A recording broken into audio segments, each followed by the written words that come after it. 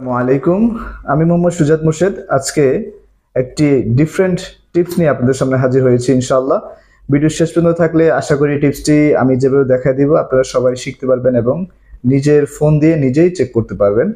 আমরা যেহেতু যখন বিদেশে যাই সেক্ষেত্রে কিন্তু অনেকগুলো সিস্টেম মেনটেন করে ভিসা, স্টাম্পিং, ম্যান পাওয়ার অনেক কিছু মেনটেন করে পরবর্তীতে সর্বশেষ টিকিট কেটে তারপরে যেতে হয়।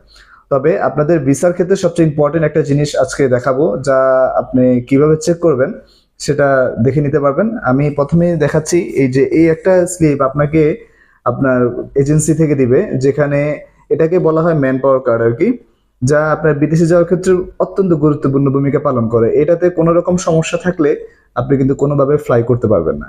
সো আমি সবসময় আপনাদেরকে বলে থাকি যে আপনারা কিছু জিনিস নিজে শিখে রাখবেন, যাতে করে আপনাকে একটা এজেন্সি একটা জিনিস দিল সেটা আসল না নকল চেক করার একটা দক্ষতা বা ক্ষমতা থাকে। তো আমি আজকে প্রথমেই মোবাইলে চলে যাচ্ছি। আমার মোবাইলে আপনি আপনার মোবাইল দিয়ে চেক করতে পারবেন, যে কোনো একটা ব্রাউজারে ঢুকে যাবেন। তো আমি গুগলে ঢুকলাম, ঢুকার পরে আমি প্রবাসী নামে একটা অ্যাপস আছে, আমি প্রবাসীতে ঢুকবেন। ঢুকার পরে এখানে দেখবেন কি অনেকগুলো অপশনে আসে। তো আমরা আজকে চেক করব ম্যান পাওয়ার কার্ড, যেটাকে মানে স্মার্ট কার্ড বলা হয়, বিএমএটি স্মার্ট কার্ড। তো এখানে দেখবেন ঢোকার পরেই বিএমএটি স্মার্ট কার্ডের একটা অপশন আছে।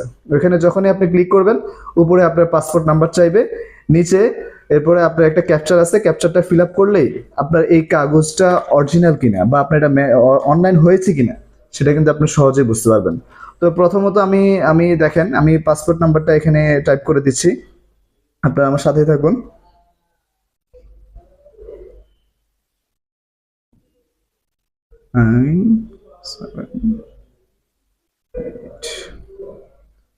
আচ্ছা, এরপরে যেখানে যে ক্যাপচারটা আছে ওইটা ঠিক যেভাবে আছে এইভাবেই লিখে নেবেন। আমি লিখে দিচ্ছি, আপনারা আশা করি আমার স্ক্রিনে পাশেই দেখতে পাবেন কিভাবে এটা লিখতে হয়।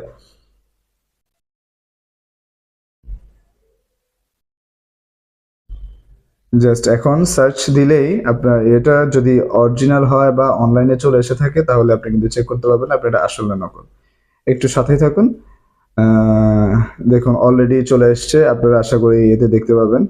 তো এই যে এটা যখনই দেখবেন অনলাইন হয়ে গেছে এবং আপনার হাতের পেজের সাথে এটার মিল আছে, তখনই আপনি বুঝতে পারবেন যে আপনার এটা অরিজিনাল এবং অনলাইন হয়ে গেছে। আশা করি বিদেশ যাওয়ার ক্ষেত্রে আর আপনার কোনো বাধা থাকবে না ইনশাআল্লাহ। টিপস এখানেই থাকলো, এটা অবশ্যই শিখে নেবেন। কিছু টিপস যদি আপনি নিজে না জানেন তাহলে দেখা গেছে আপনার কিন্তু বিভিন্ন সময় বিভিন্ন সমস্যা হতে পারে।